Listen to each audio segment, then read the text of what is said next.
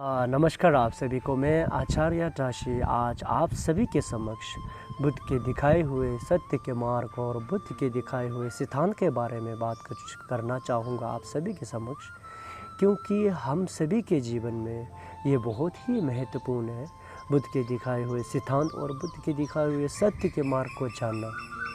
क्योंकि हम सब इस संसार में दुख से पीड़ित हैं, हम सब दुख से तकलीफ़ होकर दुख से तकलीफ़ सह कर रह रहे हैं। तो इससे हमको अगर मोक्ष पाना है तो आपको बुद्ध के दिखाए हुए सिद्धांत को जानना बहुत ही ज़रूरी है।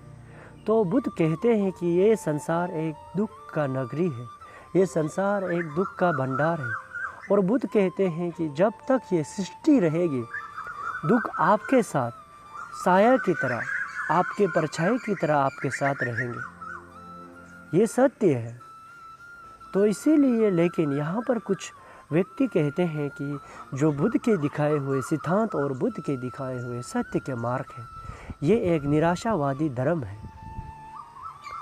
तो मैं ये नहीं कहता कि वो सरासर गलत कहते हैं, लेकिन आपको ये भी सोचना चाहिए कि इस संसार में क्या सत्य में ही दुख है कि नहीं, आपको भी अनुभव करना चाहिए।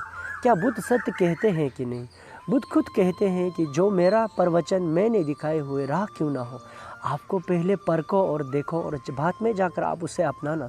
तो मैं भी आपसे यही कहता हूँ कि आप खुद अनुभव कीजिए कि क्या बुद्ध के दिखाए हुए बात जो है, बुद्ध के दिखाए हुए सिद्धांत जो है, क्या ये सत्य है कि नहीं।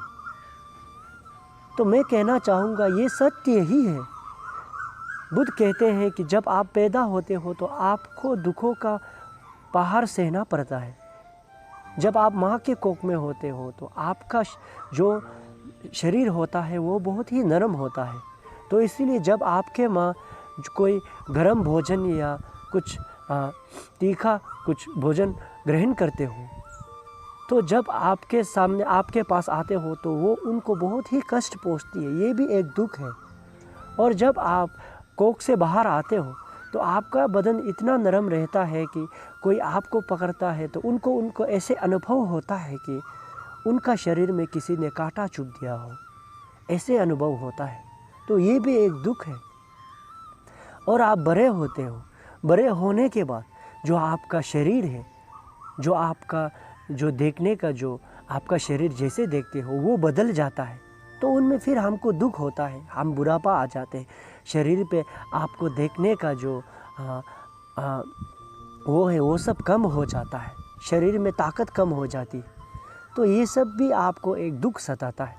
फिर आपको बीमार होती है इस संसार पे, और आपको मृत्यु का भय हमेशा आपको सताता है।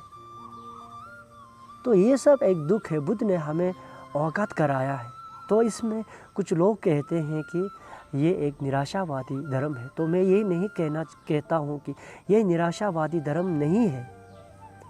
अगर मैं आपको उदाहरण के तौर पर समझाऊं, अगर आपको कहीं पे बीमार हुआ हो, आपके शरीर पे आपको निमोनिया या कैंसर हुआ हो या कुछ सर्दी खांसी कुछ भी हुआ हो, तो आपको पहले तो आपको डॉक्टर का पास जाना चाहिए।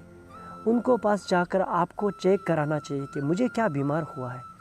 तो डॉक्टर जो भी बोलेगा आपको निमोनिया हुआ है तो आपको जाकर निमोनिया का दवाई लेकर ही खाना है, ना कि आप कैंसर का दवा लेके आप खाएंगे तो क्या आपका बीमार ठीक होगा। अगर आपको कैंसर हुआ हो तो क्या आप सर्दी के दवाई खाओगे तो आपको ठीक होंगे नहीं। पहले आप डॉक्टर का पास जाते हो और उनको दिखाते हो और वो डॉक्टर कहते हैं कि आपको ये बीमारी हुआ है तो आपको ये दवाई खाना चाहिए। तो उसी तरह हम लोगों के जीवन में भी जो दुख है उसको पहचानना बहुत ही ज़रूरी है।